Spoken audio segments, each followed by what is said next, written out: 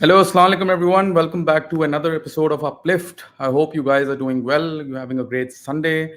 This one is going to be a very, very, very productive one because we're having this session. And I'll just give 2 to 3 minutes for people to join in because I've been notification yoga. But do write in the comments, how are you feeling? What are you expecting of the session? How is everything? It's been a long time. I know COVID, many people are relating it to the COVID times when we used to have a session every second, third day. But obviously, all of us had a lot of time then, including myself. And uh, with time, obviously, uh, everyone got busy.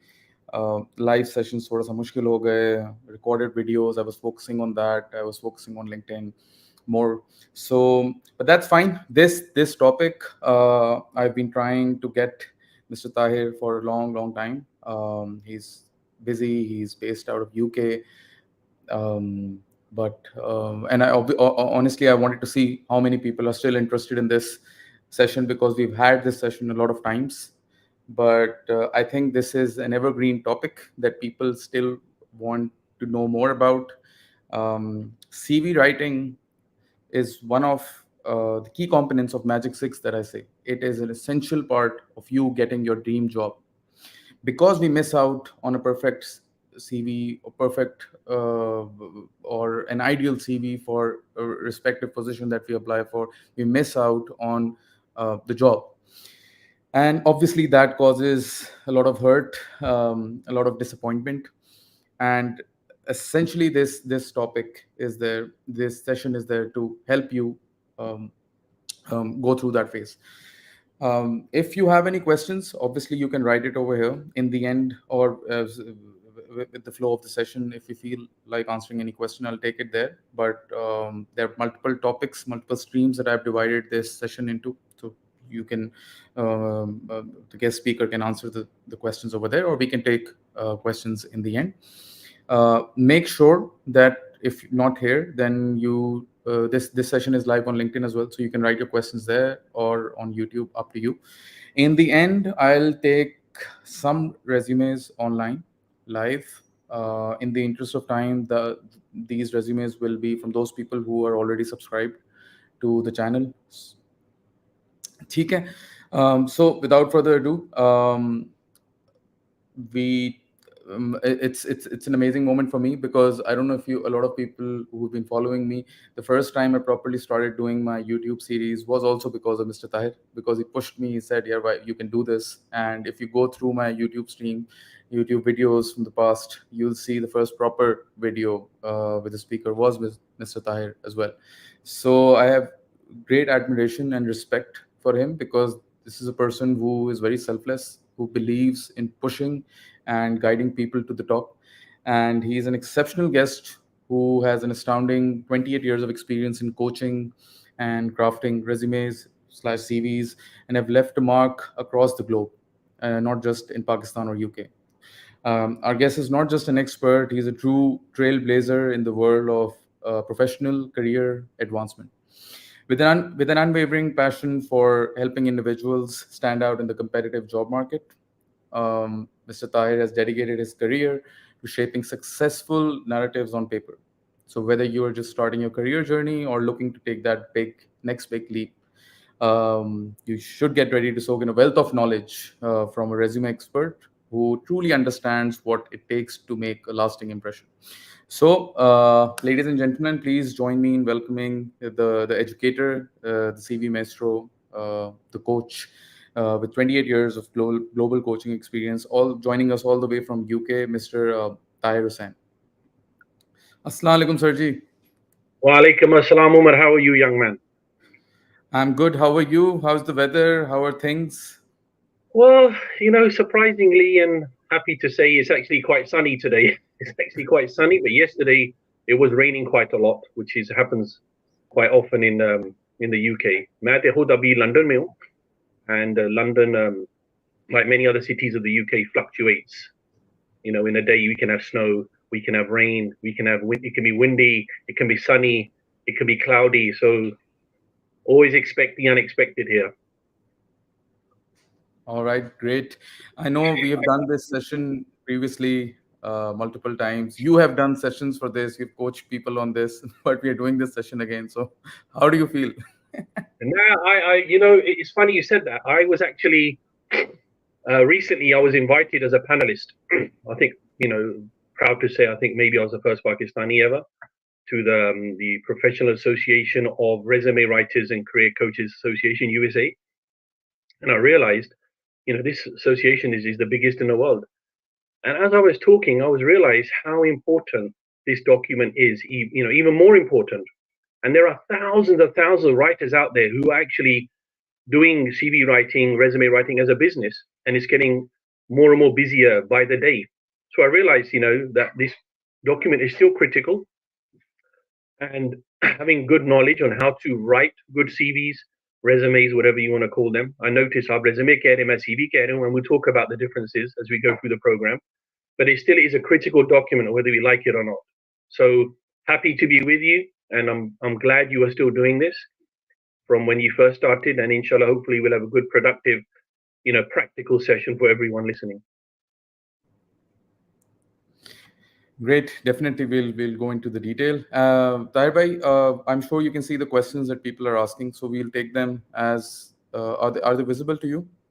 No, they're not. Hold on. Yes. Okay. Okay, great. So we'll take Now, them. Yeah. So a lot of people are saying hi to you, so I just thought maybe I should yep. highlight that, and then Hello to everyone. Salam alaikum. Yes. So this Saqib, Where is everybody from? Omar, which countries are we speaking with today? So I sent a registration form earlier, and around 80 to 90% are from Karachi. Around 2-3% are from India. Rest are from UAE, Canada, uh, Okay. UK, and some highlighted European cities as well, other European cities. So mostly it's from Pakistan. Okay. Okay. Great. Theek. So, Taibai, I've gathered some questions over here. These Yep. questions are based on the feedback that I've been getting from on my LinkedIn, on the registration form that I shared, and it represents the questions and the problems that people normally face. So I'll go into that, and obviously, if there's anything that you feel that I missed out on, or there's anything that you feel people should know in Okay. today's, then we can delve into that as well. Okay. Theek. But I'll start with the most basic question. So the ideal CV, like people call it, right? I want to have the ideal CV. People reach out and say, "Can you make the ideal CV for me? Or can you help me get the ideal CV?" So what is that, and what are the key elements of it? Well, that's. I like to answer this at the end because we go through so much content, and then I like to summarize the content through the ideal CV. So, do you mind if I do it that way around? Sure, sure. I can Because go with my. it's discussed, and then the concept of the ideal CV can get changed through the discussion. So, I think it'd be good if I could use that as a summary, and then everyone can then have the core information. Jo zarurat hai, because there's gonna be so much dialogue in different areas. What do you think? Oh, that's a great idea. I'll take this question in the end. Um, Yeah. so since we were discussing CV and resume right now, can I start with that, because that is Yes. something that I know you have answered it previously as well in the sessions, but again and again, like Pakistan, may sometimes people call resume and CV. Okay. I know the answer slightly, but I would like to hear from you. So what's the difference? Okay. In resume? It's a very common question, and it's not only a common question in Pakistani. I get this question often asked to me, even by people in the USA, in certainly the Middle East and Pakistan, and certain European countries where I've done a lot of CV writing. So I'll keep it very simple. If we take the definitions of what is a CV and what is a resume, that should tell you the difference between the two documents. But in practically, reality kya hai, wo bhi main aapko batata hu. So CV is basically a Latin word which means story of one's life or course of one's life. That is what it actually means, literally. The word resume comes from the root word, I can't remember the exact word it is, but it basically means summary, to summarize. So if we take both definitions, course of one's life or story of one's life, and summary, the difference is the content. That actually is the main difference by definition. Now, what is the reality? What you find nowadays, I've noticed you keep saying the word resume. I'm saying the word CV. So CV is a term typically used in the UK. It's associated with the UK. and certain other European countries, and to some extent Canada as well, and Australia to some extent, New Zealand. They also use the word, some of these countries use the word resume. In the USA, traditionally, CVs were used in the academic world, and they were much longer, and resumes were much shorter. And the difference was, again, as I said, it was the length and the content. The reality is, if you go to Pakistan, there is no difference. The document is the same, but one thing most people will agree on is, typically, whether it's a resume or CV, it should be stuck to the optimum length of 2 pages. Now, this is something which I've discussed a lot with CV writers and a lot with, professional career coaches and HR managers. And I'm sure people will make comments in the comment boxes, what they've heard. But that's the general rule. 2-page optimum, whether it's a CV or resume. Resume is a term typically used in the USA, and CV is a term typically used in the UK. Now, what you find is, since you've asked what is the difference, I would also like to say, because here's a question that's going to come up, even in the UAE, for those people applying in jobs in Dubai, Qatar, Kuwait, Saudi Arabia, the word is used, it's used for both, but it actually is the same document. There is no difference in terms of content, certainly for experienced people. Okay, so I'm talking here about people with experience, at least minimum, at least 5 to 10 years. There is no difference in terms of the actual length. 2 is optimum size. If you can get it on 1 page, well and good, but 2 is the optimum ideal length. And again, this is feedback from experts who write CVs and professionals who look at CVs all day long. Not only my opinion. So I'm sharing the opinion of a wide range of individuals who've given feedback. So 2 is the optimal size. That was a question that I had generally planned. But if your CV does go over 2 pages, I'm just saying for those people who are thinking, how am I going to do? I mean, look, I have close to 33 years experience. I can still get my CV onto 2 pages. Okay. There are some people who struggle to get that on, but then you have to understand, what should I write? How much should I write? What content is necessary? What can I leave out? That's where ultimately the CV writer would help you. But you as an individual can also learn about this by doing your research, listening to talks, reading books, going on different websites. Yeah, the actual critical cheese, which people still struggle with. Cheek. So where do you think people are going wrong? If I can be straightforward, because I know you've been trying to teach people about the right way of going for CVs, and I know people reach out to you a lot as well. So where do you think, especially Pakistanis, because most of the audience is Pakistani, where do you think people are going wrong? Like, if there are any top 2 or 3 pointers? Yeah, there's a couple of things which I've spotted. Most people go wrong on the content. That's the first thing. And when I say content, what do I mean? Either they write too much or they don't write enough. That's the first thing. Secondly, especially if you've been working, most people don't know or they don't highlight their performance. Okay? They struggle to quantify what they have done, for example. They struggle to show their achievements for one reason or another. The classic, as you know, Umar, a lot of people, what they do is they get the job description, wo kya karte hain? And this is worldwide, not only Pakistan. Yeah? Wo kya karte hain? Wo cut and paste karte hain. Now, that doesn't tell me what you've actually done or achieved. Okay, so you're just regurgitating your job description, which means nothing to the reader. What people should be doing is saying what they have done, so the actions they took, and then what was the outcome. And the more quantifiable results you have, the more attractive is your CV. Again, if we go back to Pakistanis, they don't do it. One reason is because they don't know how to do it. And secondly, maybe they're still not aware of the importance of it. Because I see experienced people's CVs regularly. This is where most people struggle. But then just to reiterate, it's not only Pakistan. Even the CVs I look in UK, in Finland, in Germany. Okay, I've done CVs for people in Canada. They also struggle with this. Okay, so it's not just a Pakistani thing. Let's clear that. But that is the classic. Since you said Pakistan, that's why I'm highlighting this.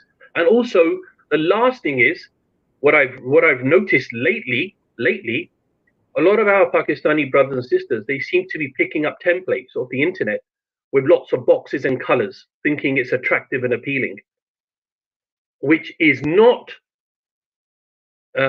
considered to be generally good practice, because sometimes the software doesn't pick up content, the text is too small, boxes makes it look very amateurish. Lot of there's hardly any space on the CV because people cramming it all into one page. So cosmetically, also nowadays, I'm starting to see people are thinking they're being fancy, it looks nice, but actually, it becomes difficult for the reader, and a lot of the time, that won't get through applicant tracking systems. So ये भी मैंने recently note किया is happening a lot in Pakistan. So these were, I would say, were the common mistakes where people are going wrong in Pakistan right now. Just a follow-up question. So is there a right template that you suggest, or as simple as it gets? Yeah, that's a great question. I'm glad you asked this question. I've had this discussion again with other CV writers who do it for, last 20, 30 years. We've spoken about this. Every one of us use templates.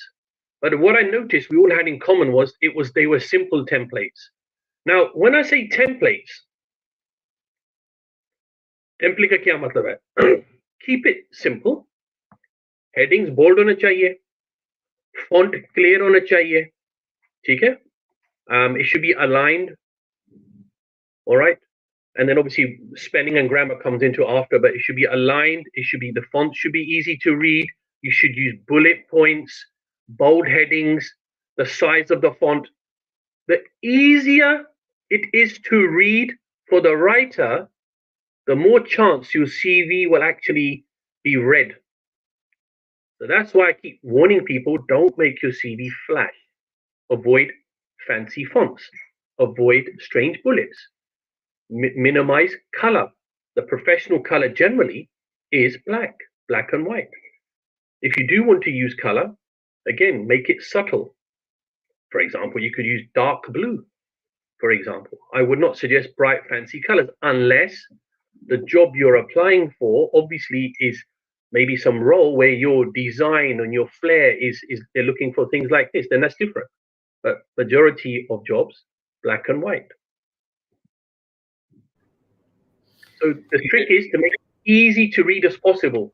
And the simpler the template, the more likely your information will get picked up by the ATS as well, for companies who use that.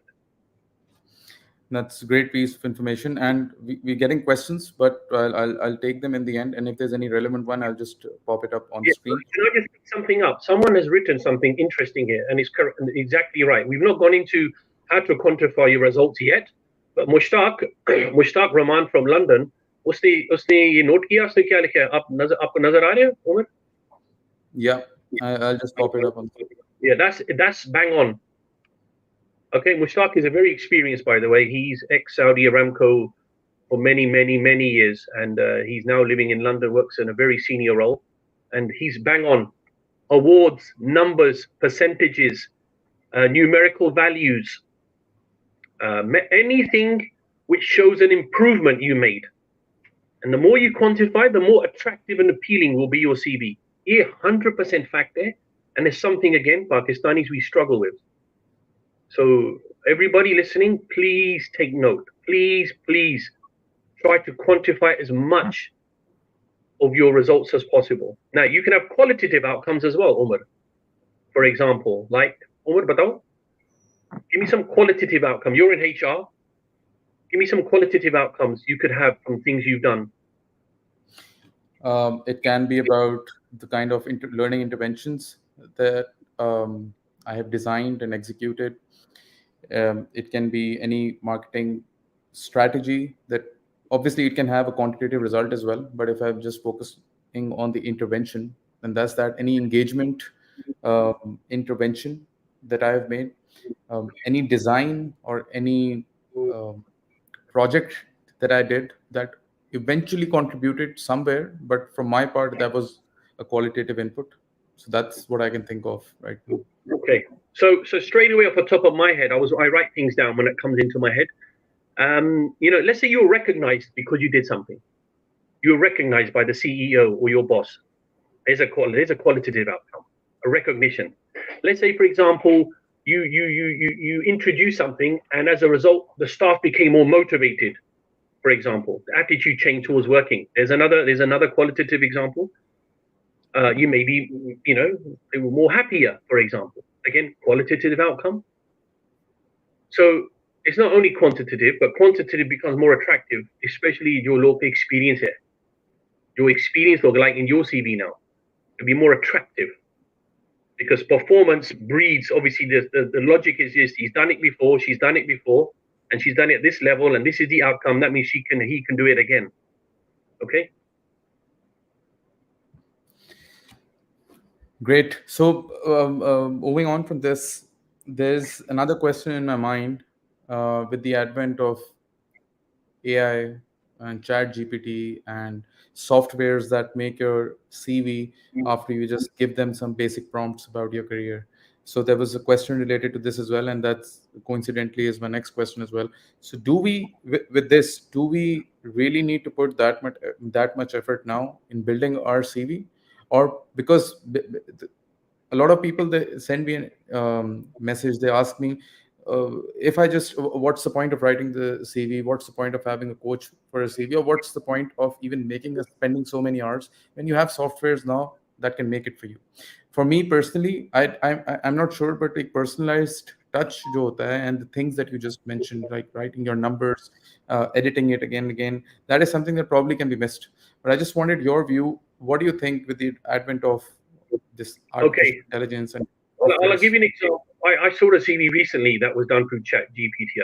I realized straight away, because you can tell, because it's never exact. Number one, it'll be close-ish, but you can start telling because there's double wording, there's extra words. Sometimes the sentence doesn't make full sense.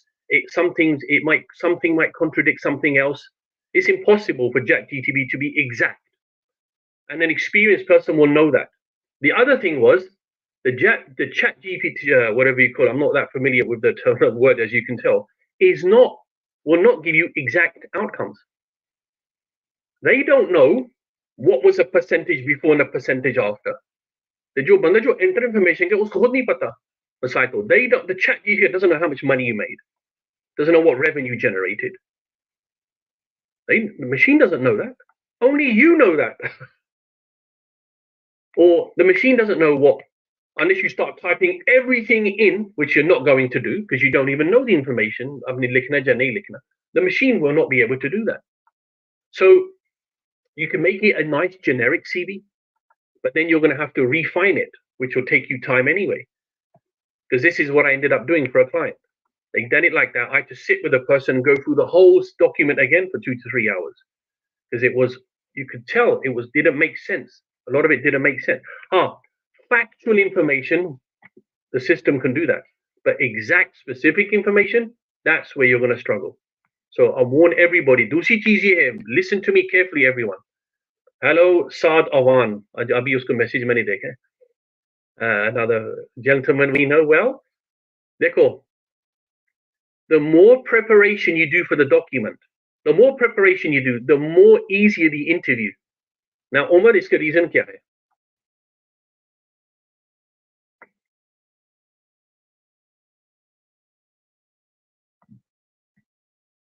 What's the reason? Now, if I prepare my CV really well, how is that helping me for when the interview time comes? Oh, I've lost you. Yeah. So in the CV, I'm showcasing my best self with my accomplishments and with the numbers that I've stated over there.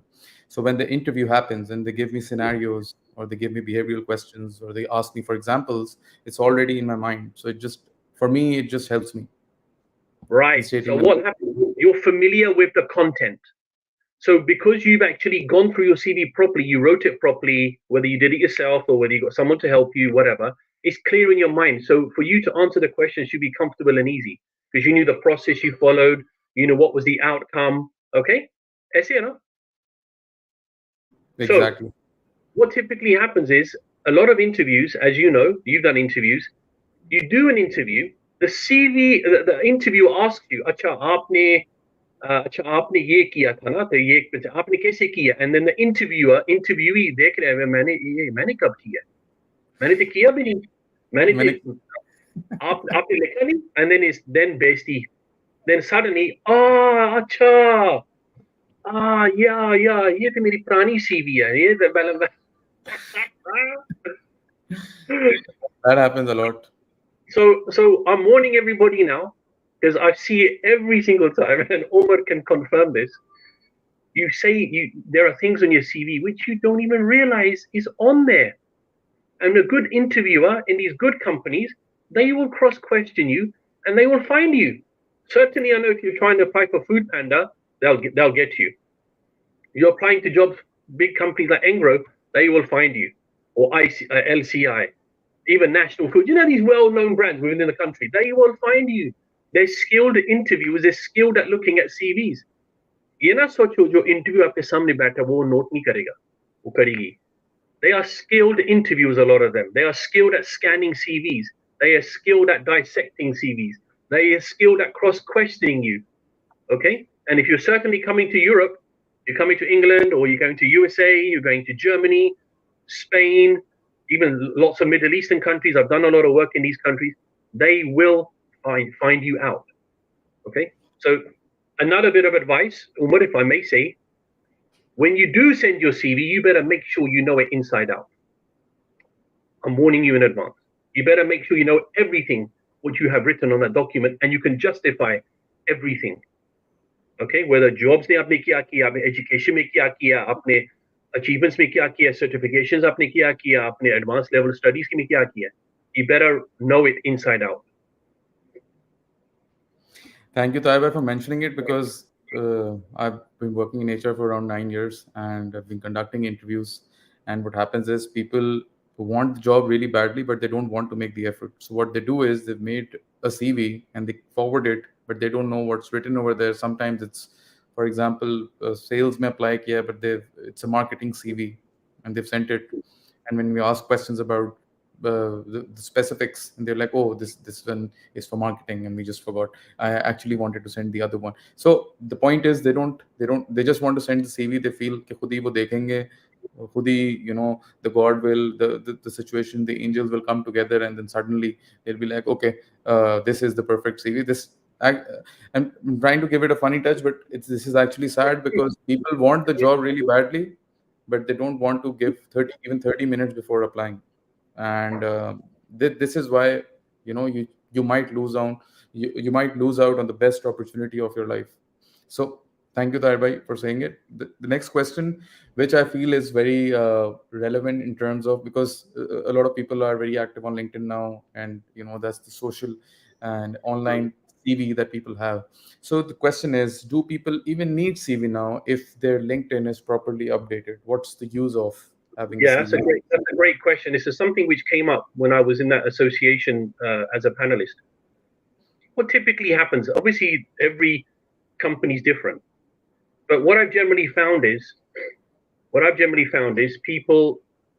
Let's say someone says to me, "Diet, can you recommend somebody?" Okay? The first thing they normally say to me now, when the olden day, पुराने ज़माने में वो कहते थे, इसका CV भिजवा दो, जो आपका कोई recommendation है. If you could forward me that person's CV. Now what happens is, Diet, do you know the LinkedIn profile?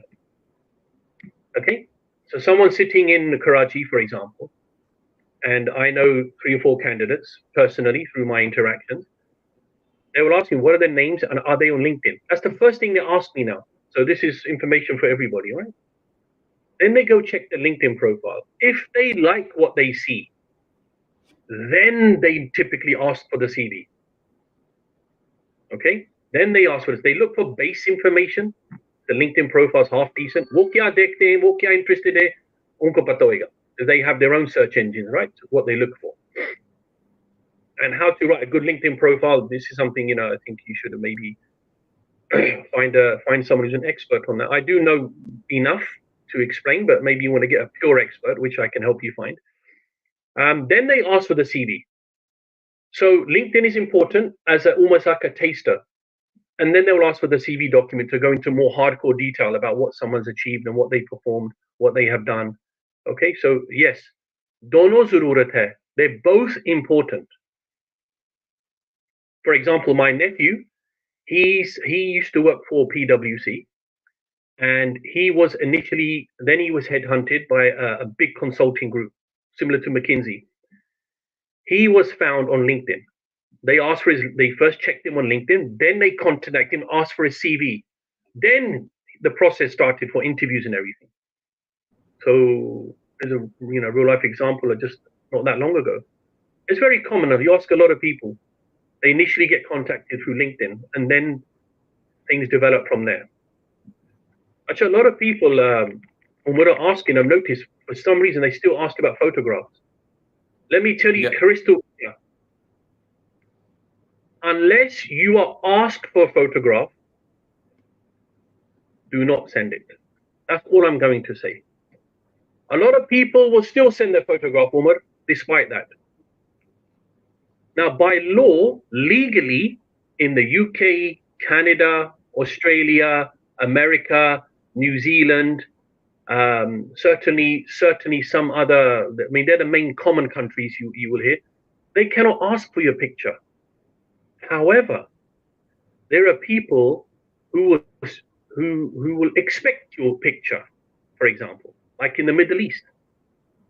Pakistan, there's a difference of opinion. Middle East, they generally expect a picture. They may not ask for it, but they'll expect it. There are certain European countries, by the way, where people send photographs. मैंने देखा है. Germany में, Finland में मैंने भी देखा है.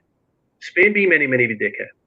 They actually send photographs in, but they're not requesting it. It's almost like a given. So my answer to you is, for those people who keep asking, shall we send a photograph? Generally, no. Don't send a photograph, because why is it illegal in the West? Generally, Umar, why UK, USA, these countries, why do they generally not ask for photographs? आपको पता है इसका reason क्या है? I think it might create a bias. Well, yeah, they want to avoid the fact they could be said the reason why someone did not get chosen or shortlisted is because of the way they look. To avoid any cases or discrimination issues. So legally they're not allowed. If somebody sends it, unki ti marzi hai. So that's my answer. I would generally not send it unless you are requested, and then there you have no choice then. And even if my request to the people is, even if you have to send, just send a professional photo, right? Don't send of your walima with a har, or generally sitting at chai, getting a photograph, like you're standing on the edge of in Humza Valley, like this. Yeah, so just be professional so others can take you seriously as well. Great. And there was another question, since you've mentioned about the size of the resume, an ideal size of two pages. Someone was asking if, some people have 10, 15, 20 years of experience. Does that still apply, or they can go to 3 years or 4 years, to 3 pages or 4 pages as well? Yeah, so I just want to confirm, you notice Omar keeps saying the word resume and CV. We are talking about the same document here, right? But yeah, resume keh rahe, main CV keh raha, lekin it's the same thing for this dialogue, all right? So, what did you say? 20 years what? Kya kaha aapne? Sorry? If someone has 15 to 20 years of experience, will the 2-page rule for a CV/resume will still apply, or they can go to 3 or 4 pages? नहीं, easy. मैं आपको बता रहा हूँ, मेरा 33 साल experience है, 33 साल. I can get it on 2 pages. The question is, what are you writing? That's the key. So, let me give you an example. I get a lot of CVs of people with minimum 15 to 20 years experience. उनका 4-5 pages CVs होते हैं. What I've noticed, most of the people, that what they've documented in their the work part, is a lot of it is cut and paste. So, for example, there may be 20 bullet points or 15 bullet points under the job, what they have done. But once I have cross-questioned and realized, utterly, there's actually really 8 bullet points. So half of it can be cut immediately.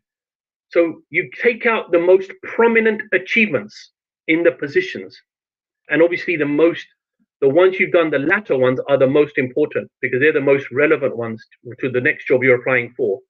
So your emphasis typically should be on the latter jobs, not the ones you did earlier. So Umar, what happens is a lot of people, again, Pakistanis ki baat kar raha hu, what they do is they still highlight lots of things they did 15, 20 years ago.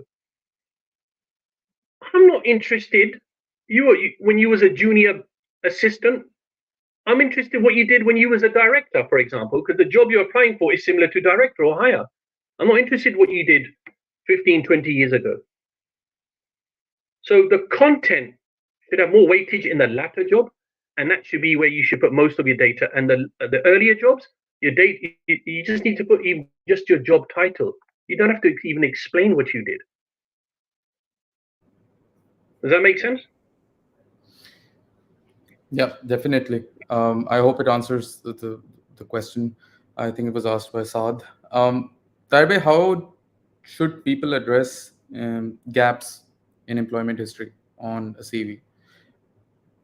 Should they just Yeah, so, yeah. so the problem that comes is obviously it's the perception is it's looked down upon by the recruiters.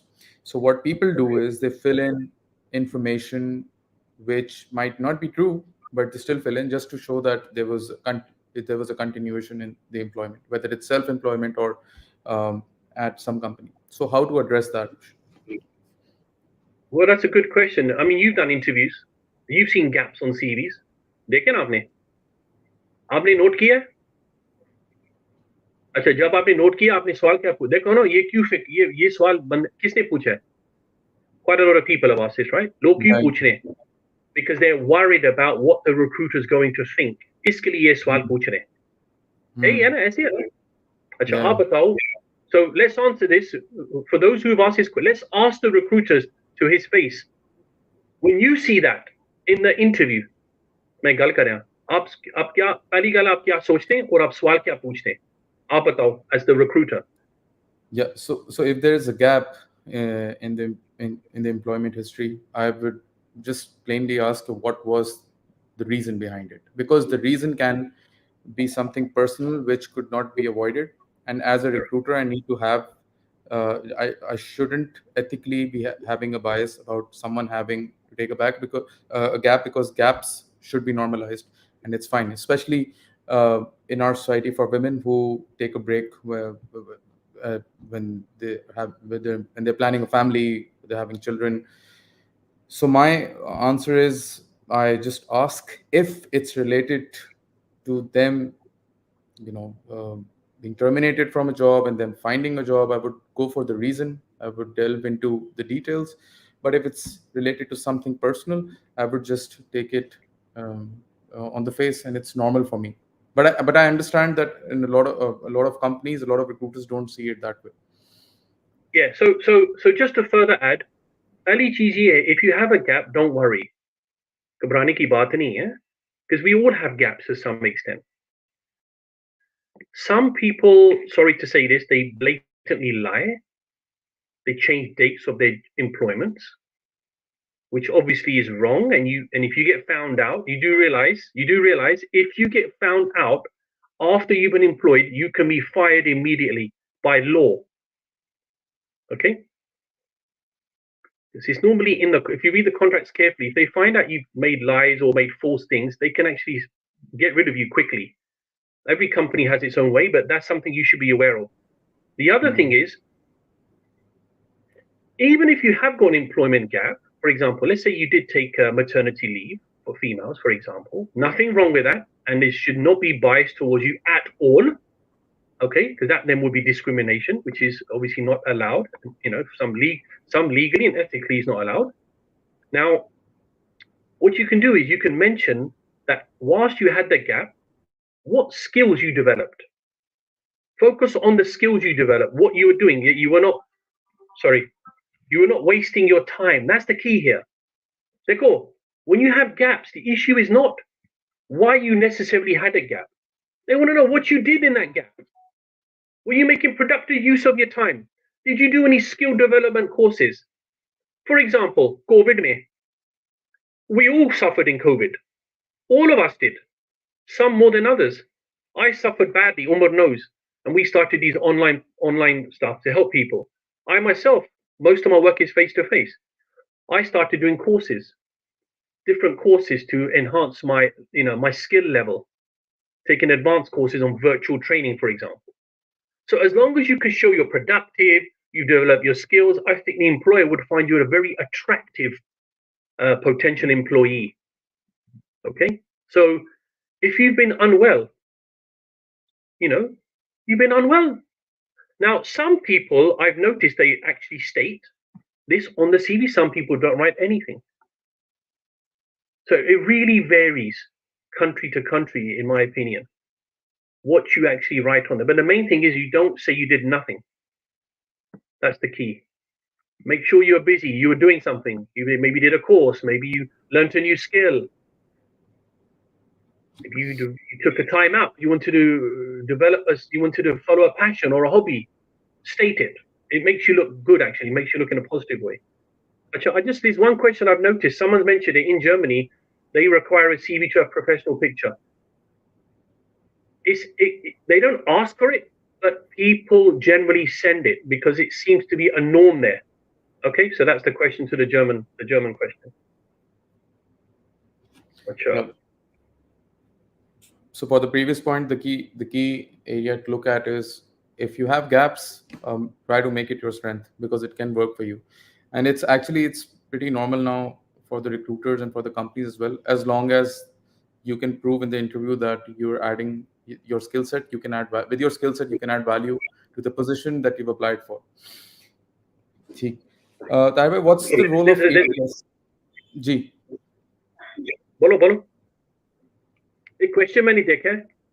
Ji. Should the person alter their CV? Yes, Mohammed Umar, 100%. 100%. Let's say, for example, you're applying for a position at one company and they're looking for a HR manager, for example. Obviously, they'll have certain requirements, certain skills, certain competencies, behaviors they're looking for, okay, in one company. You may have the same position in another company who also want a HR, but they're looking for different things.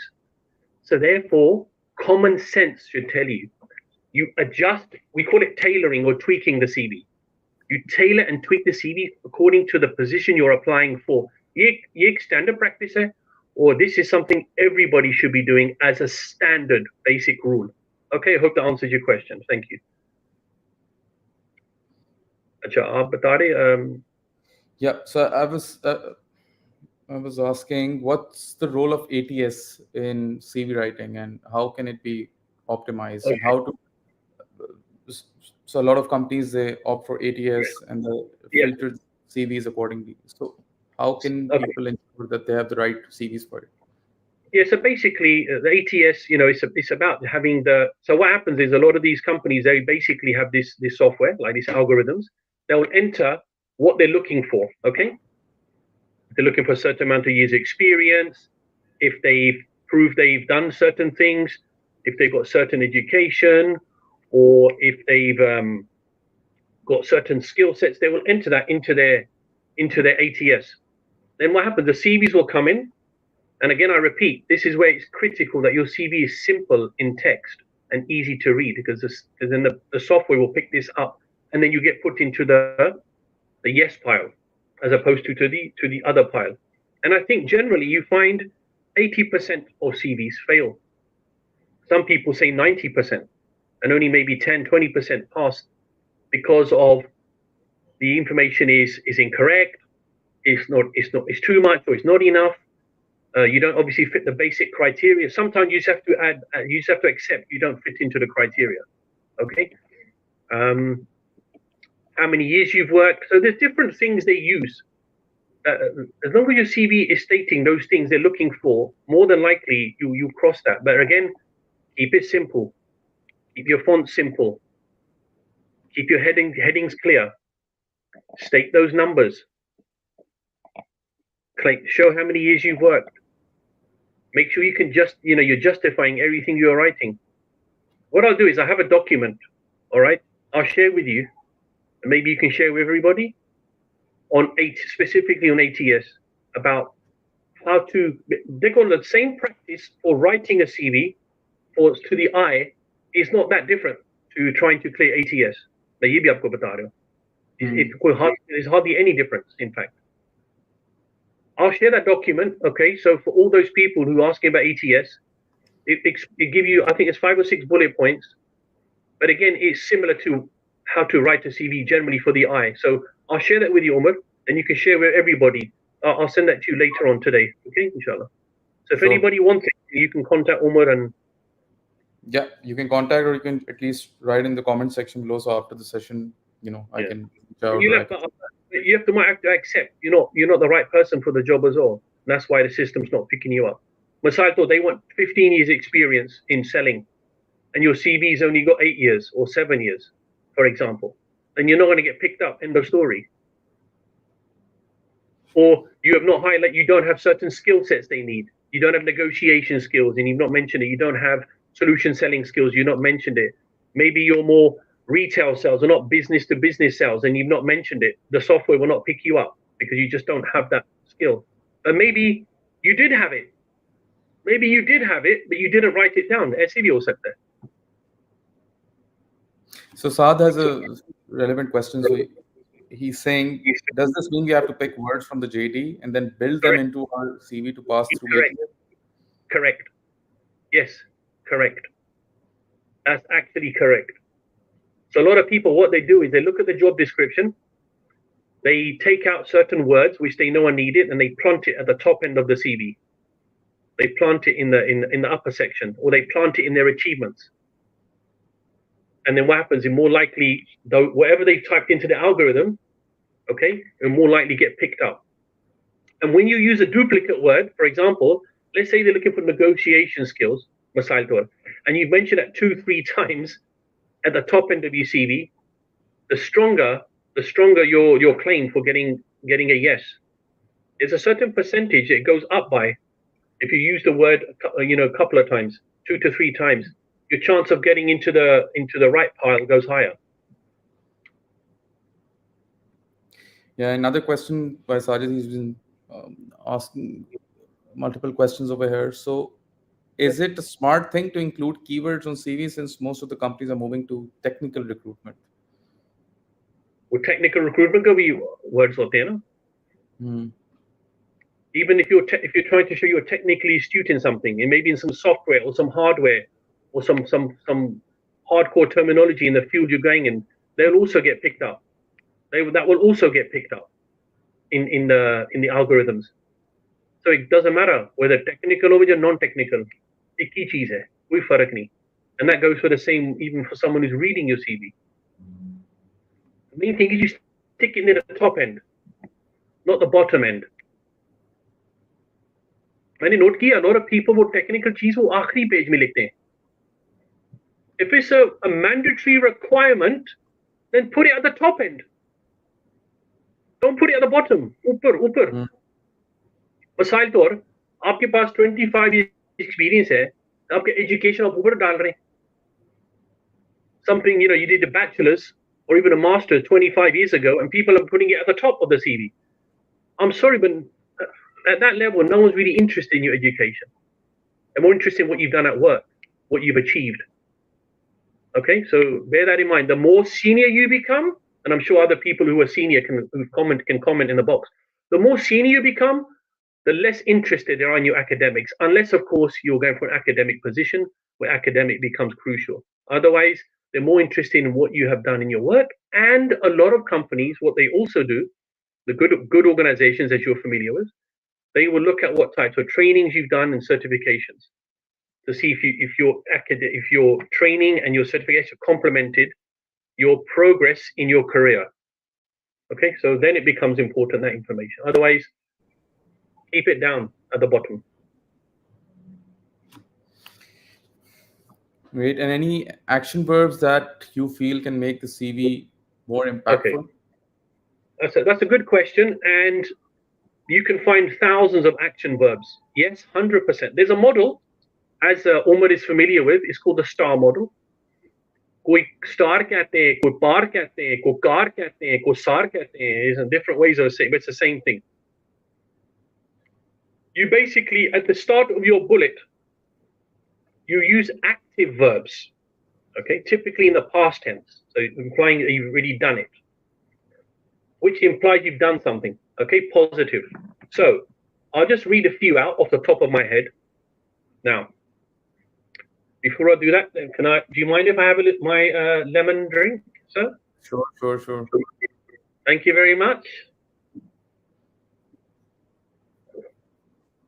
Ah, lovely and fresh.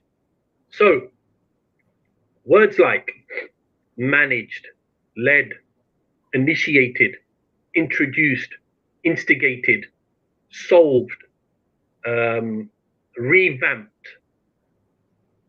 Come on, help me out. Remember, so off the top of my head, I'm doing this. Negotiated, designed, implemented, initiated.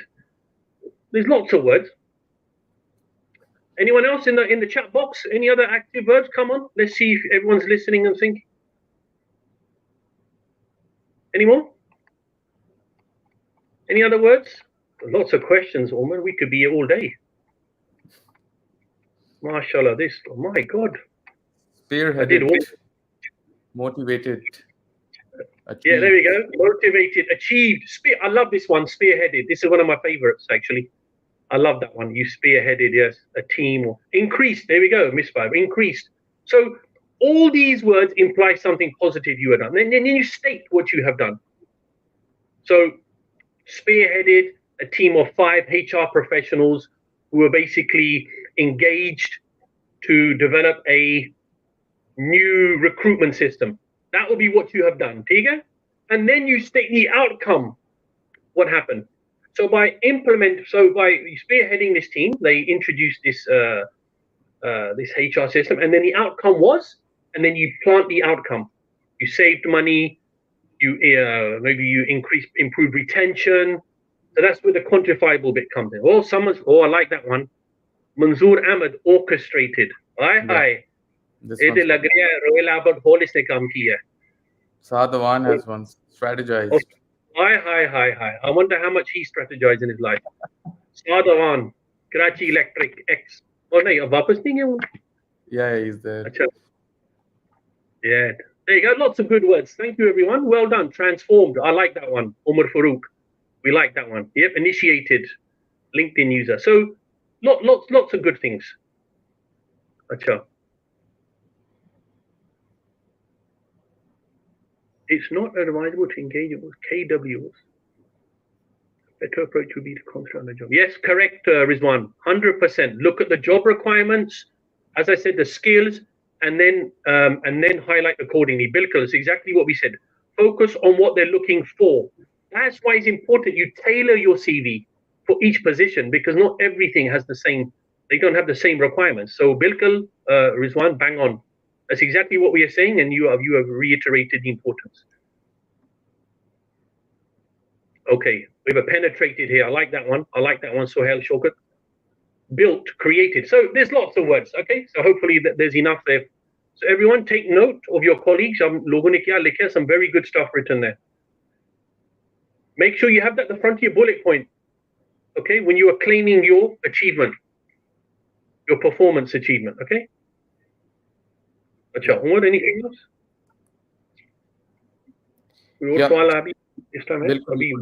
So, I have some questions, 5 or 6, and then we'll move to the questions which people are asking. But we're, I think, doing a good job answering them on the go, so it reduces the workload in the end.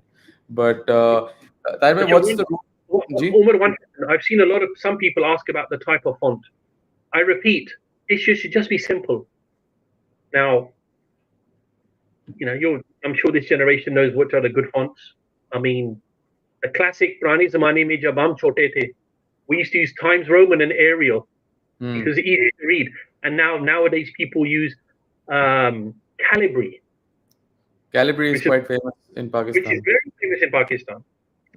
So any font which is easy to read, okay, bas, that's the answer. And let's leave it at that. अच्छा जी उमर आपने क्या पूछना है? Yeah. Okay.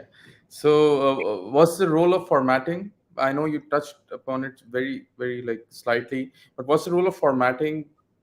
For example, the education, the experience, hobbies. Okay. What's the role of formatting them properly?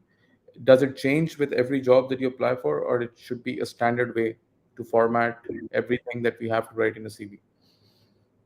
You see, it really depends on your level of experience and how long you've been working and where you are. For example, a student, when you say formatting, are you talking about where it should be on the CV? अब ये पूछने क्या बात आप जिधर CV में location की बात करें या Yeah, कितना yeah. लिखना So चाहिए? how do they format it? And even if you know, even if we talk about fonts or bullet points or white space, you know, everything related to formatting, the location of the area, the instruments that we have to put, and also the fonts that you just touched upon. But you know, some people ask, should we write bullet points or not? Should we leave? How much white space should we leave in a CV? Margins kitne hone chahiye? So this this Therefore, there's no fixed odd rule about exact spacing, okay? But obviously, the more white space you have, the easier it is to read. That's it, no? And the easy it is to read, the more attractive it will be for the reader, and more they'll show more interest. That's what you have to understand. So the more white space, number one. Number two, obviously, the size of the font is important. So you find a lot of people, what they do is there's a minimum size generally for someone to be able to read. For me personally, if something's smaller than 11, I will struggle to read it, especially if I'm printing it out. Okay. So you have to assume that when you're writing a CV, the person reading is going to be printing it out eventually. Now, you may do size 9, which someone can enlarge on the screen, but if they print it out, then you're in trouble. No one can read it. So 11 is a good size. The heading should be bigger. So 1 point size or 2 point size bigger, okay, than your bullet size text. So 12 or 13, and bold, okay, the bold. I repeat again, the more experienced you become, the less important your education becomes, unless education is a prerequisite for the position you're applying for. So you see, your education goes down. Now, all you need to write typically is in terms of the format when it comes to things like education, very simple: the year, what you studied, and where you studied. That's it. Some people ask me, Tahir, I was doing some career coaching at IBA in Karachi, not that long ago. And the students are asking me, should we write out results, for example? Your grade likhna chahiye? Yeah, these were students, though, I'm talking about. So the general rule with grades is, and again, you're looking at the country as well, right? Is if you think your grade is not that great, then generally people omit. But if the grade is like a world class, or you're thinking it's the best ever, then people generally write it. Now, up Pakistan में आपने study भी किया, आपने देखा भी है, आप क्या सजेस्ट करते हैं, लिखना चाहिए या नहीं? I'm talking about graduates की बात करें इस टाइम, not experience वाले लोग. Like you mentioned, if it's a great GPA, sure, it highlights your it highlights your persistence, your ability to, you know, give exams and learn, work in group projects. So that's fine if it's a great GPA. But personally, if I don't have a great GPA, I wouldn't want my discussion to be focused on that in an interview. 5 6 minutes usi mein chalega, oh, why do you have a low GPA? I would rather want my key strengths to be highlighted. Yes. So therefore, for all of you who are thinking, I don't have a great grade. Okay, let's just quickly address this very quickly. You find a lot of recruiters now have dropped their GPAs entrance. There's a reason for that. Umar, iska reason kya hai? A lot of the big, strong branded companies, even in this part of the world. For example, in the UK, large chartered accountancy companies, I think it was Ernst& Young, recently, not that long ago, they dropped their entrance to grade 2 2 as opposed to minimum 2 1, which is a B, minimum B now to a C. इसका reason क्या है? इसका Even reason in ये है Pakistan. कि yeah, so the concept that only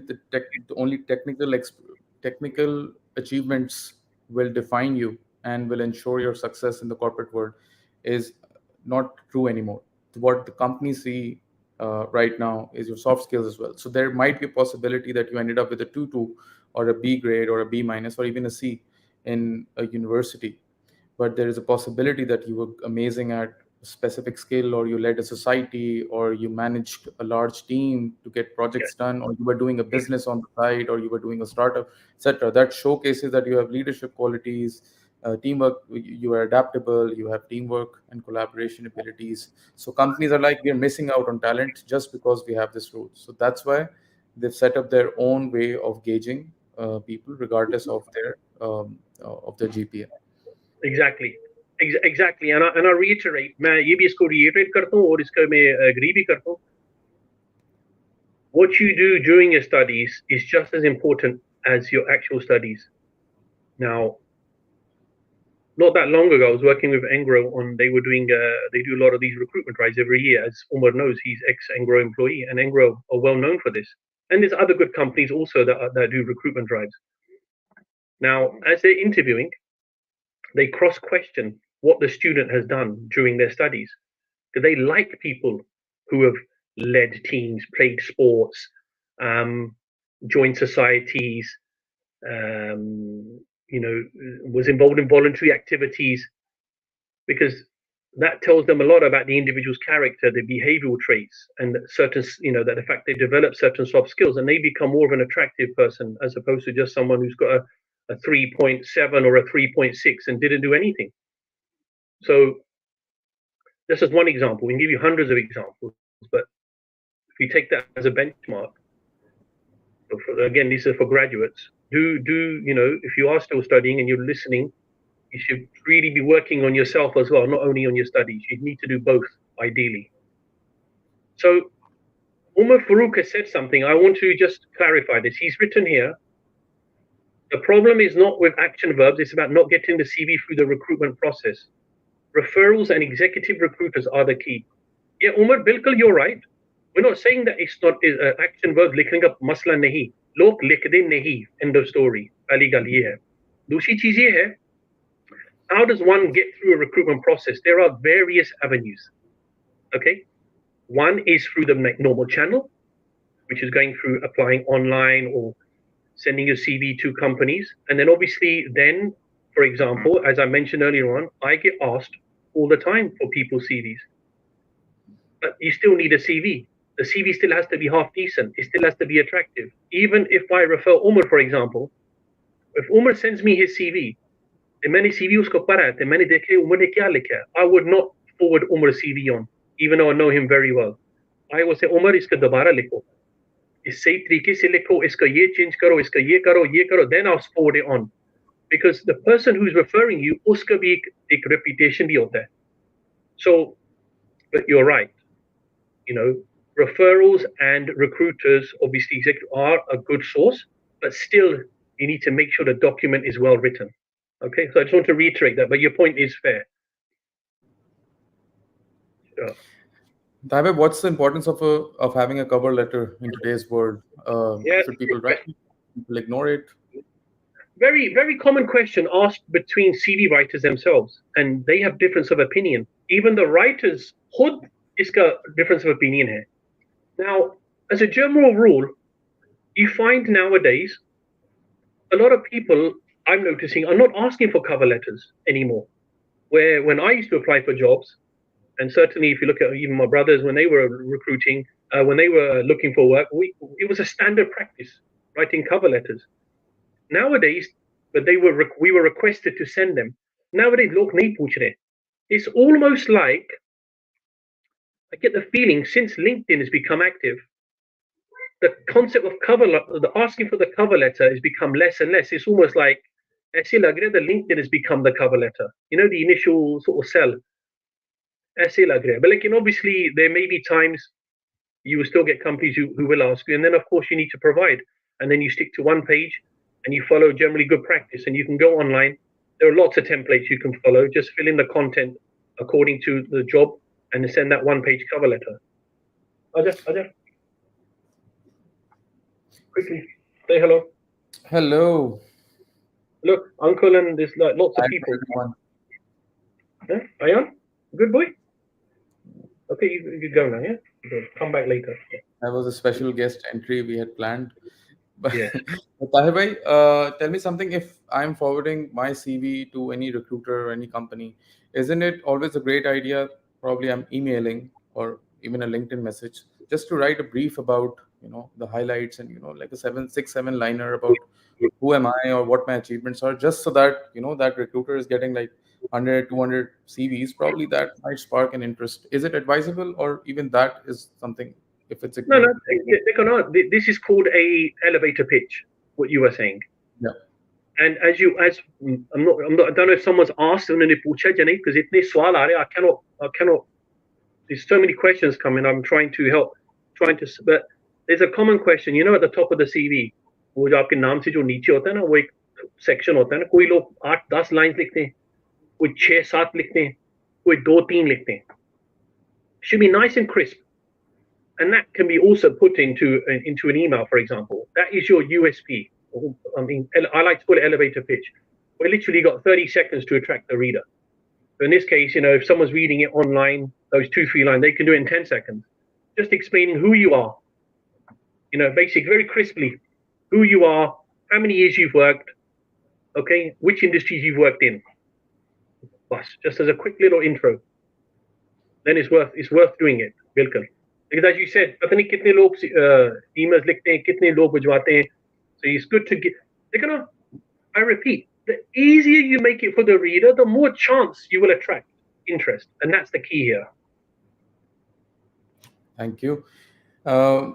Again, you touched upon this very slightly earlier, but are there any major differences in the CV requirements that we have between Pakistan and, for example, the UAE or UK, US, EU, Canada, Great. Australia? I have mentioned it. Let's let's repeat again. So, as I mentioned before, I'm now 100% sure now because I was invited to this professional association to be an expert, on expert panelist with a Canadian writer and a British writer when the organization was American. And I think Saad has disappeared. So you got me, I think, till he comes back. So basically, in a nutshell, the document is not that dissimilar. Okay. For example, in Canada, from what I recall, there's a lady called Marianne Bernard. She's an expert CV writer. Pata nahi kitne saal, 40 saal. CV and resume, the term is used, interchangeably, but it's the same thing. Typically a 2-page document, certainly for experienced people. If you're applying to America and you're an educationalist, then the CV becomes more prevalent, but their CV means something else to what it does in UK, for example.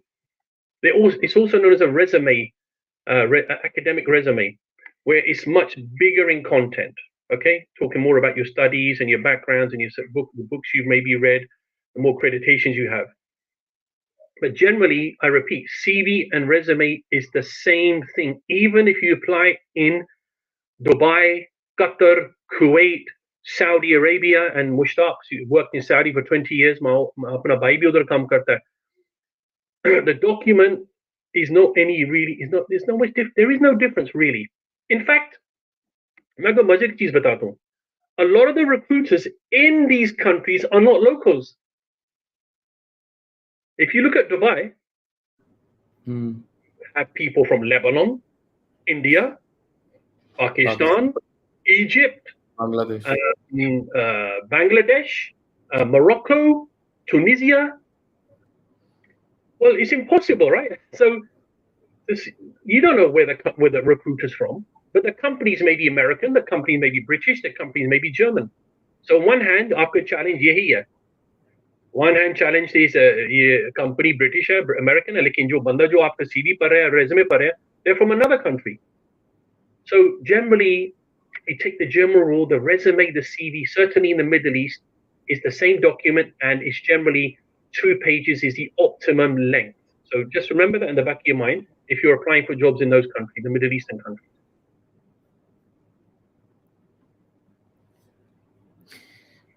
Great. Now, Tahir bhai, I'll come straight to the question that initially we highlighted to address in the end, which is the ideal CV. Can we take it right now? Or should we take the questions first?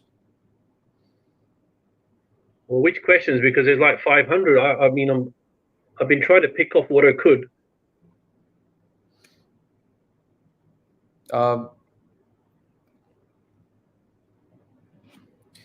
Maybe we can go for what exactly is the ideal CV and what are the key elements, and then we can take the questions from.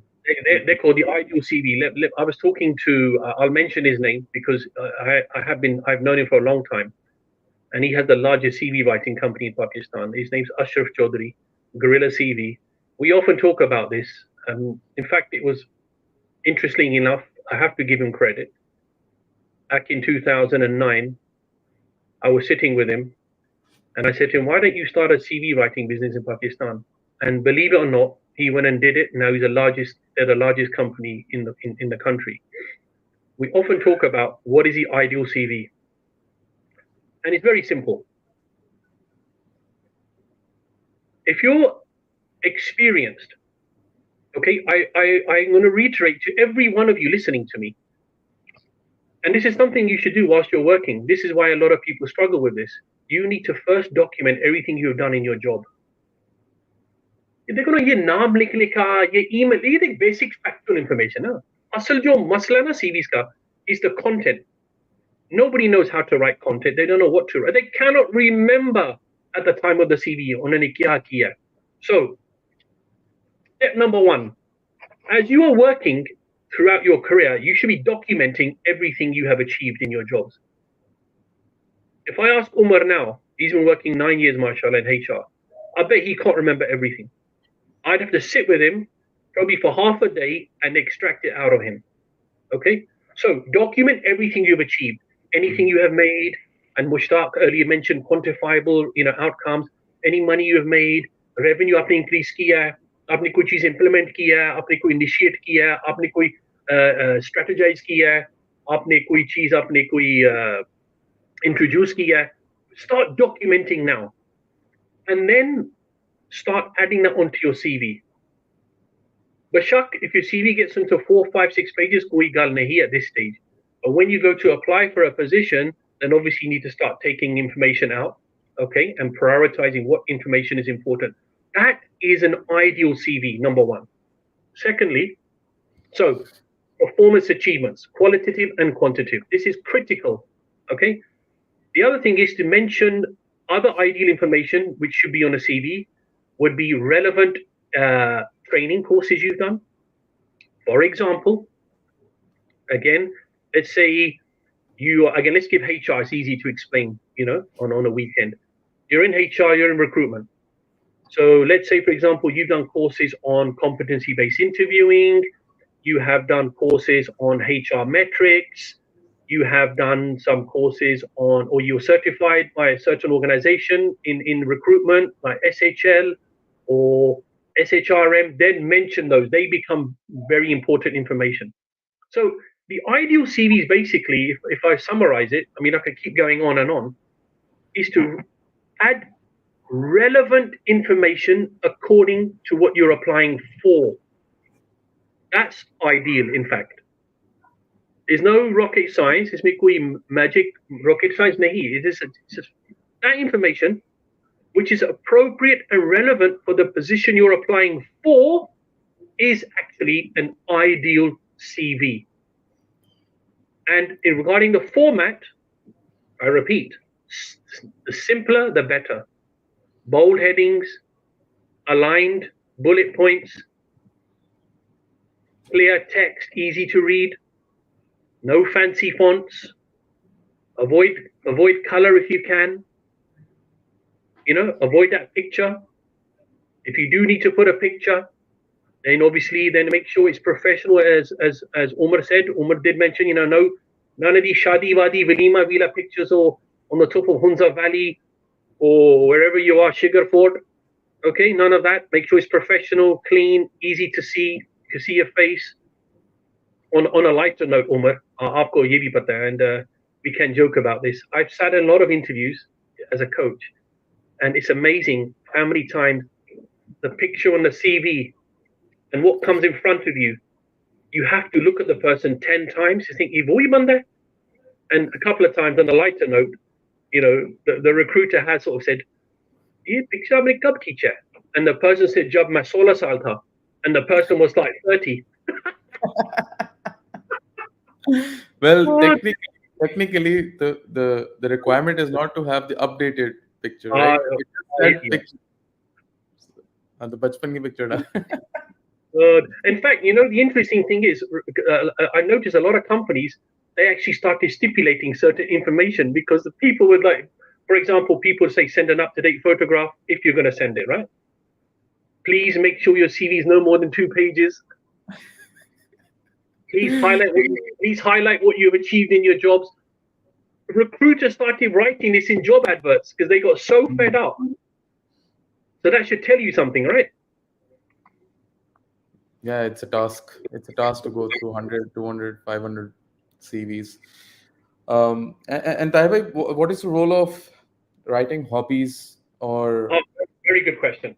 in Okay, so certainly in the UK, if you're ever applying for this part of the world, hobbies are considered to be, for a lot of people, mandatory. But those hobbies which enhance your employability, even now in Pakistan, for example, as you know, when I do a lot of work with organizations on interviewing skills, we talk about this a lot. And it's amazing how many line managers actually say to me, Tahir, जब आप लोग हम interview करते हैं ना, they write the same hobbies, and it becomes annoying. And for example, the jokes, right? In Pakistan, typically लोग क्या लिखते हैं? I like to play cricket. I like to badminton. You got these one or two little things they do in their part, and some people like to mention, still, and we got to be surfing the careful. internet? Some Right, people like surfing, that's browsing. exactly what. Yes, browsing internet. You're thinking, oh my God. Okay, what sites have you been browsing, young man? And then suddenly, the jokes start flying, during interview. But on a serious note, if you do, of course, assuming you're doing the hobby, you're not just making it up. If you do anything which is enhancing your leadership skills, for example, you play sports, you're a leader of a sports team, or you do voluntary work, or you like hiking regularly. All these things will show you in a positive way, and will show certain behavioral traits about you, which is attractive to an employer. So do mention hobbies and interests, but mention those really where you think it's actually worth mentioning, and it could certainly enhance your employability. I think in America it's a little bit different after that conversation I had. Well, certainly, if I look more towards the UK side, certainly certain parts of Europe, Western Europe, and now in Pakistan, it's becoming more and more common now to do, activities other than just study or just work. Great. Cheek, we've spent around 60, 80 minutes on this. Abhi kitne log are still online? It's 15, but I think it's ongoing. 80 minutes, and a lot of relevant topics. What I'll do is this time, Tahir bhai, I'll break these. I'll break this into snippets rather than putting a one.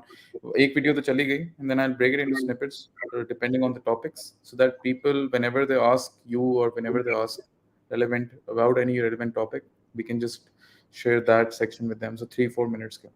Acha, Tahir bhai, I have some CVs with me, and people requested if they can be reviewed live, maybe a couple of CVs, which can give them an idea, okay, where exactly, because according to them, their CVs are almost perfect or they followed the guidelines. So maybe if you can spend 3-4 minutes, is that fine with you? Yeah, it's fine. So someone's mentioned about, is it worth mentioning LinkedIn, learning soft skills and business? Yes, 100%. Yeah. If, again, I repeat, if the skill is enhancing your employability, yes, number one. Number two, also, if you've taken your time to learn skills online, whether it's LinkedIn, whatever, it shows that you're learning orientated. It shows you're committed, you're dedicated. So the answer is yes.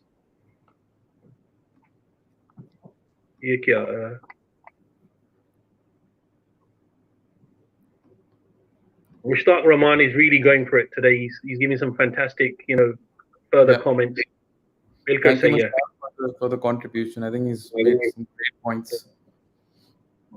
How much does it help to do free certifications? Or free howe paise dewe koi gal nahi, as long as you're doing something. So anything is good. Anything is good, Saad. Anything is good. Acha, ye kya hai? So Taibhai, can you see the screen I've shared in the window? 1 second. No, I can't really see it. It's too small. I can't read it. Okay, let me just. Oh, I can zoom in. Is it better? Yeah, that's theek hai. So this is from someone who is a graduate from Pakistan but is working in Canada right now. So she requested if this is. I think from the looks of it, this is a specific template that LUMS shares with students.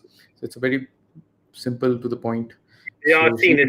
I saw this back in 2006. So this Abhi is tak koi template nahi, but logo ko. I think because this is very recent, so they're following. Can you do me a favor? Can you just skim down quite fast? Yeah. Keep skimming.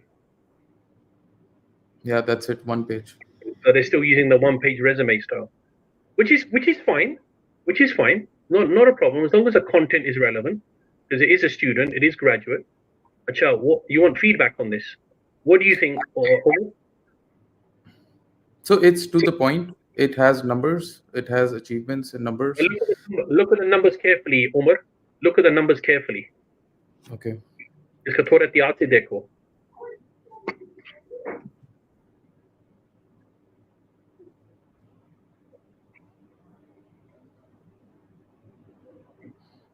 So, Taibai, for me, when percentages are mentioned and the impact is mentioned about after a certain task is done, so I think that's something good. But I also realize that this is from someone who is like has 0 to 1 or 2 years of experience. So I don't think they might create that big of an impact in terms of revenue or in terms of a big company improvement. So I would also like your feedback. What honestly, so whenever you're going to write an increase in anything, and that this is not just for this CV, it's for everybody, always write what it was before and after. So, and then if you can quantify, it's even better. You see, it's saying like for example, abandoned cart recovery increased to 22%, or before it might have been just 20%. So the real increase was 2%, for example. So if the number's good, if it's a good increase, and then if you can quantify it, then it shows you the real magnitude of the increase. Because even if it is only 2%, that 2% might be maybe $1 million, for example, or it may be $5,000. So maybe this is good. It mentions increased by 50%. So maybe, but when we say increase to 22%, we're not sure. Is this good? Correct. Is this bad? What is the number? What is the value addition? Okay. Always mention before and after numbers, whether it's percentages or whether it's numerical numbers, whether it's decimals, whatever it is. Okay, but she's used active verbs to start the sentences. Bullet point is fine. Some of them doesn't have outcomes. If you noticed, a lot of the things she's written will say outcomes nahi likha, and I know why, because she's concerned about space, because she's been told to keep this on one page when she doesn't have to. She can spread this over 2 pages comfortably. She mentioned another experience in the internship and then education. She moved education to the bottom side of the CV, and then she mentioned skills and interests. I mean, some people would say education because she's a fresh graduate, or she's only been graduated 2 years. Some people probably say take it to the top.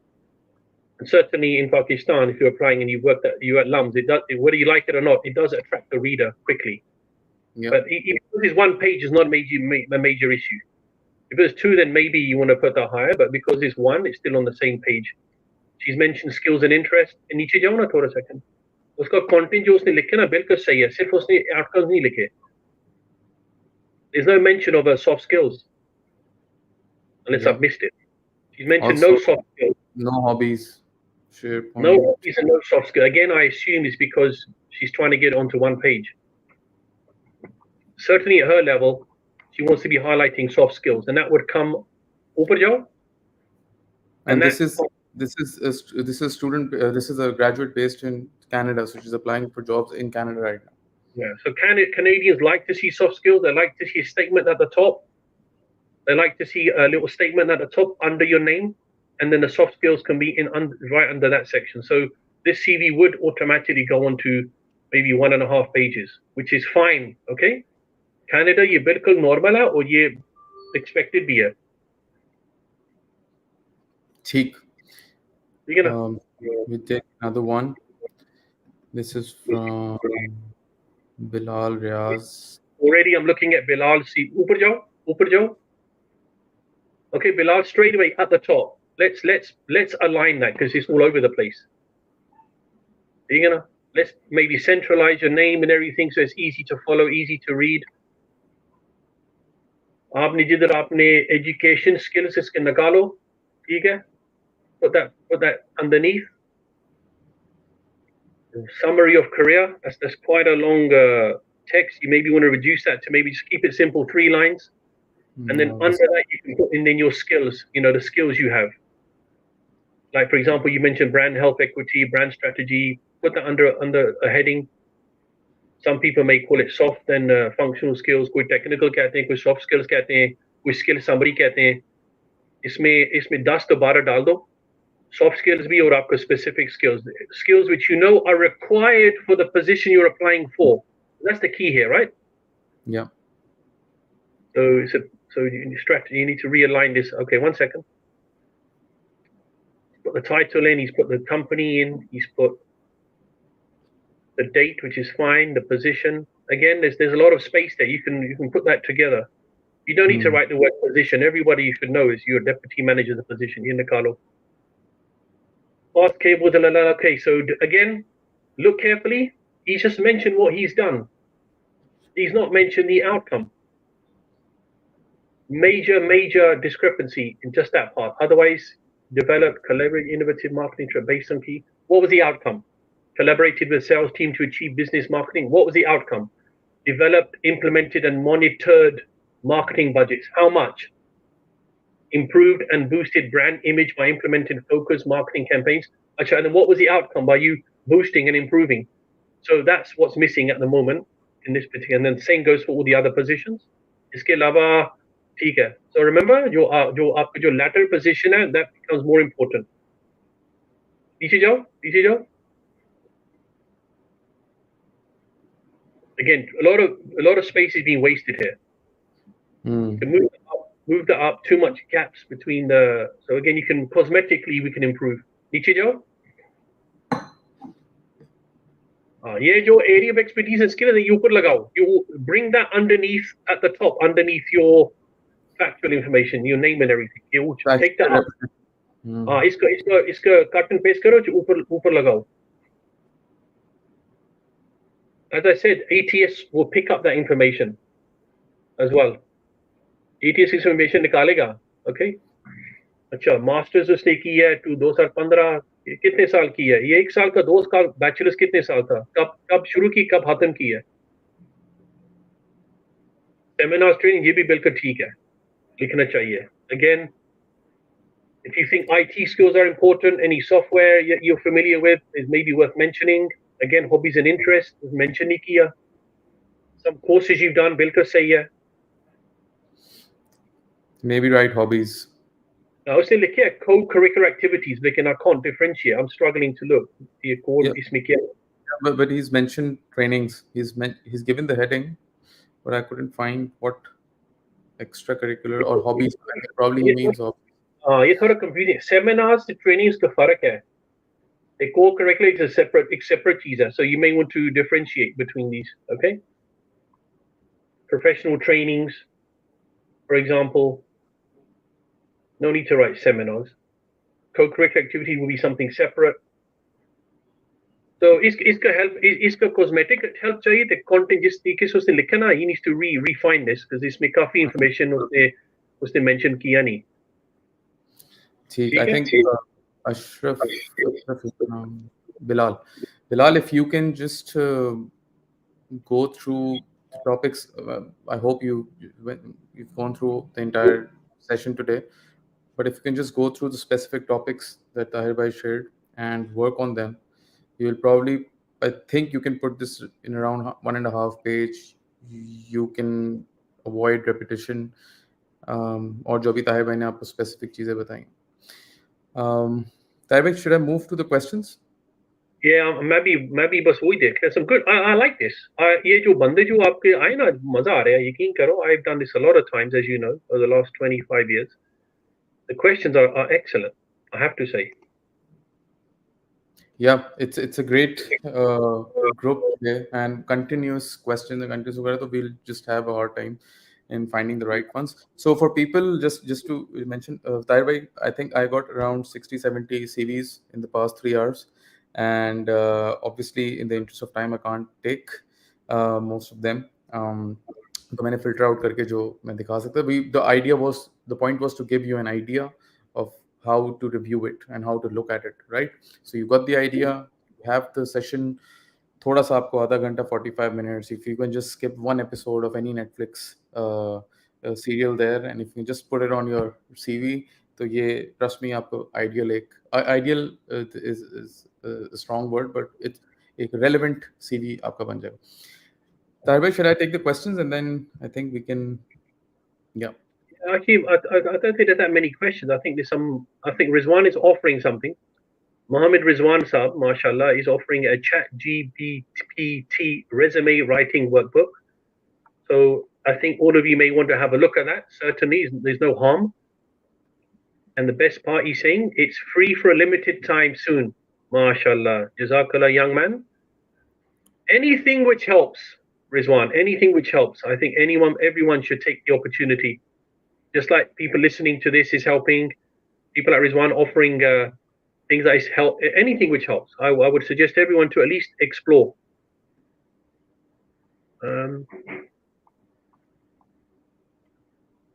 Again, someone's mentioning the length. There's so much. Wasif is up. The problem, not the problem. The challenge for people is this. So many people have a difference of opinion. People who are not even well versed, for example, with resumes or CVs. And then they tell students or they tell people working, and then it confuses them. And then they think, Jo banda keh rahe wo sahi hai. I repeat, everything myself and Umar, we are talking from having heard over 50,000 managers. Okay? And if you span it across 25, 30 countries. Okay? So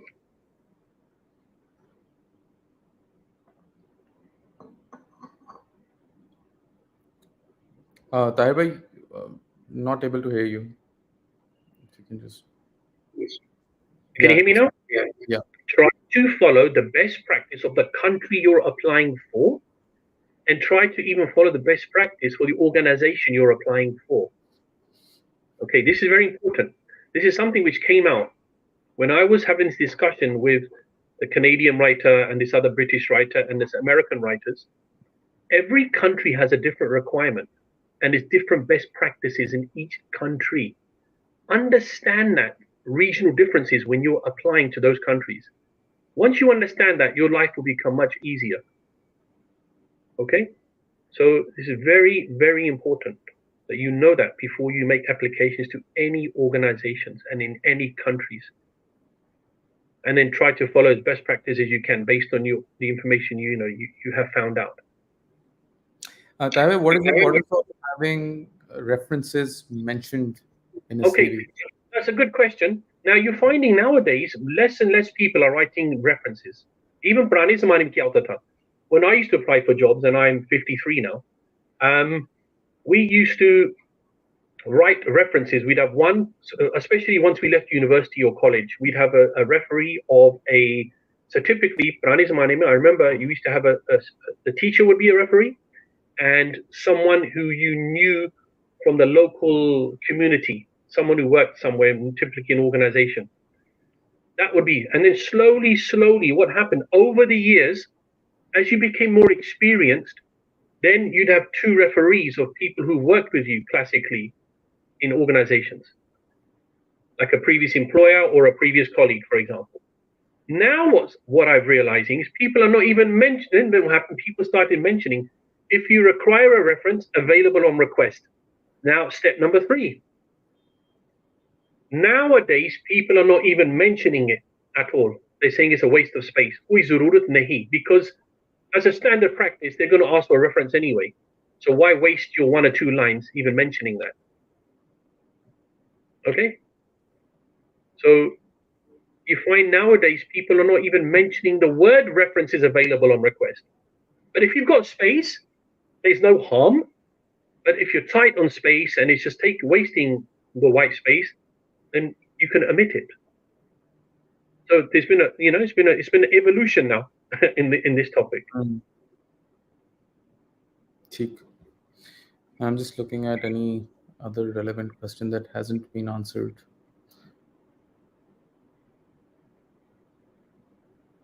Do you think, again, I'm only going to say this one more time. Oh, good. Thank you for answering. Okay, that's fine. Disclaimer to how can I share my CV with one? Okay. Thank you, Muhammad Ali. Thank you, Mohammed Salim. Thank you. Welcome, Ruqayya Siddiqui. Thank you, Sadullah Abdul Khairi. Yeah. I mean, for the last question, I know we've answered. And if anyone has any questions even after this, or if they're looking at this video when it's posted on YouTube in the library, you can write the comments over there. I'm sure I'll check it at some point in time whenever I'm free.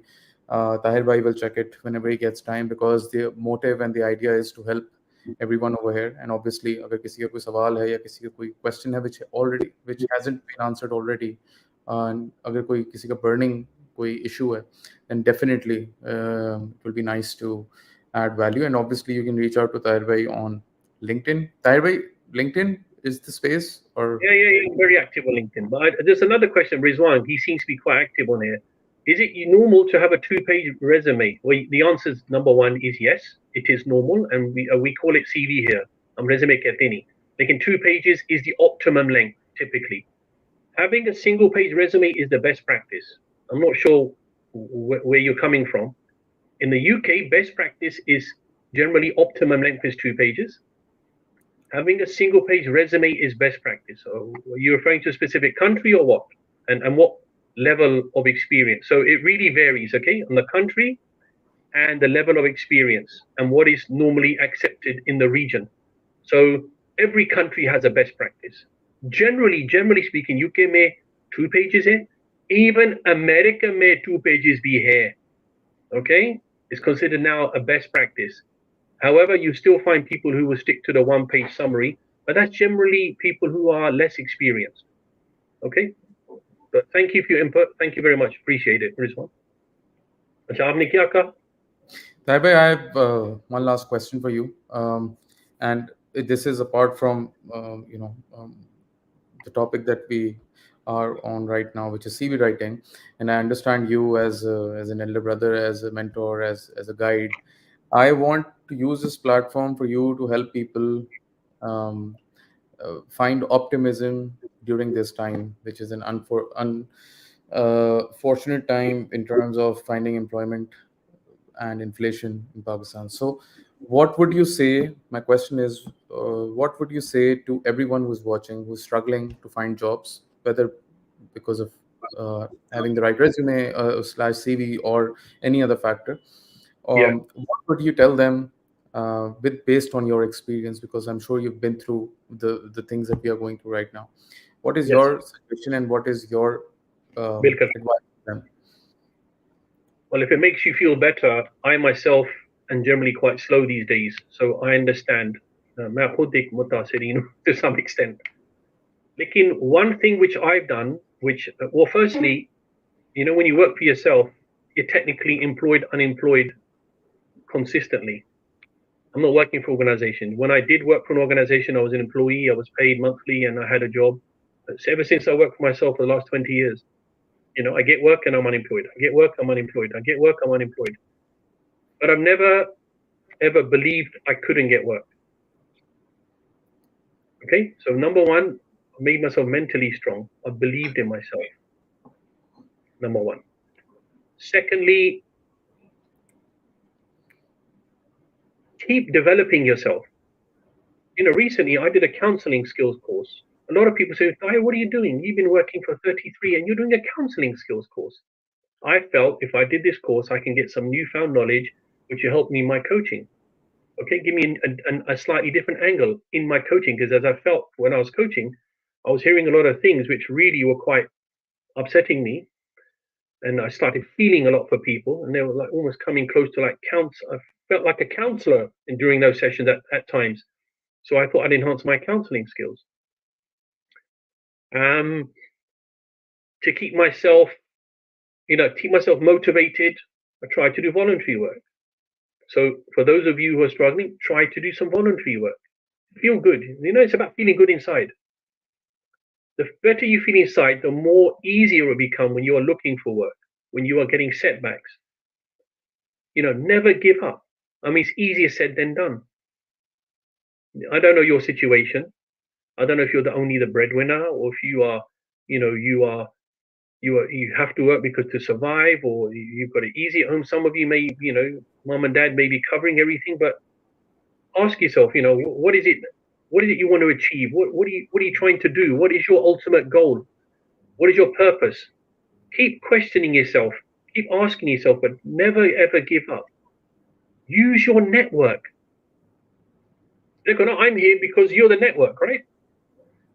You engaged me. You said, "I look, da da da," and I said to you, "When are we doing another session?" Actually, and then you did not hesitate, and we're sitting here now. We've done this 1 hour 41 minutes. Originally, the plan was 1 hour. So network, speak to people, ask for references, ask for guidance. Do not be frightened to pick up the phone, to email. There's nothing wrong with that. So speak to people, don't hide. Research, do your homework, and always believe that you've got something to offer. You're all unique. All of you watching this now and who've been engaged are unique. Okay, don't ever forget that. You all have something to offer. And it's just a matter of time till you find that what it is, that position or that job or that business or whatever it may be. Okay, that's just off the top of my head. I'm just talking, but we're all struggling right now. It's difficult. It's tough. Inflation is crazy everywhere. It's crazy. I was in Germany recently. Crazy inflation. Pakistan is crazy inflation. UK inflation is also terrible. Everyone I speak to is struggling. Even people who were perceived to be comfortable, they are struggling now. But where there's a will, there's a way. And that's very, very important. You always believe in that. Okay? I don't know. You like to add anything, Omar, from your side? Definitely agreed, Tahir bhai. And I actually wanted to hear you talk about this because I'm sitting over here in Pakistan. Alhamdulillah, I have a job. I work in HR. I am active on LinkedIn, so I get to listen to a lot of issues specifically relating to inflation and job and struggles, career struggles that people are having. So I thought it's only important that someone like you who has been through all, who has the experience, who has the wisdom, can give some motivation to these people because it is a tough time. But again, we are Pakistanis. At the end of the day, we will pass through this tough time and will emerge stronger. But the idea is that we need to ensure that we are on the right track and we're putting in the effort. We don't expect good things to happen to us on their own. Lazy हम नहीं बैठ सकते, हमें सही अपना रास्ता pick करना है. And an ideal example is setting the right CV and ensuring कि हम सही तरह उसको आगे भेज दें. Yeah, whether you like it or not, this document is still here. It's not going anywhere yet. How are you going to go about writing it is your microphone's off. How you go about it is something different, but this document is here to stay. All of you also go and study LinkedIn, how to write a LinkedIn profile, how to make it attractive for the algorithms to pick you up. Go and study that. You can go on site. There are thousands of people offering free advice online. You don't have to do everything in one go. Just go one chunk at a time. Okay, so ये भी important चीज है, ये जो LinkedIn profile है. But certainly this document ain't going anywhere right now, whether you call it a CV or whether you call it a resume. The fact is, 90% of CVs and resumes do not cut the mustard. They do not make it. And the reasons we've discussed in detail, and we'll probably keep on discussing. I'm sure this topic will keep coming up, because this topic comes up even within CV writers worldwide, let alone people who are looking for work. But what we've discussed are the key things that you really need to work on. Very, very important. I can't reiterate, for those people who are professionals, is that performance. Please do not underestimate. That actually is the most critical part of the CV. It's highlighting what you have actually achieved. And I'll leave it there. ठीक, Taibai, thank you once again. It's around 2 hours. I asked for 1 hour, but you were gracious enough to give 2 hours of your time. Thank you so much. I'm sure it helped a lot of people. This is just a video that will go in the library and people will keep looking at it. So I hope it keeps helping people, and we can create some value in the society. And even if one person gets impacted and it changes his or her life, our job is done. So thank you so much, everyone. If you liked it, please share it with your relatives, your friends, your colleagues, anyone who you feel might get benefited from it. See you in the next session, hopefully. Thank you, Tahir bhai. Take care. Adios. Take care, everyone. Assalamu alaikum from London.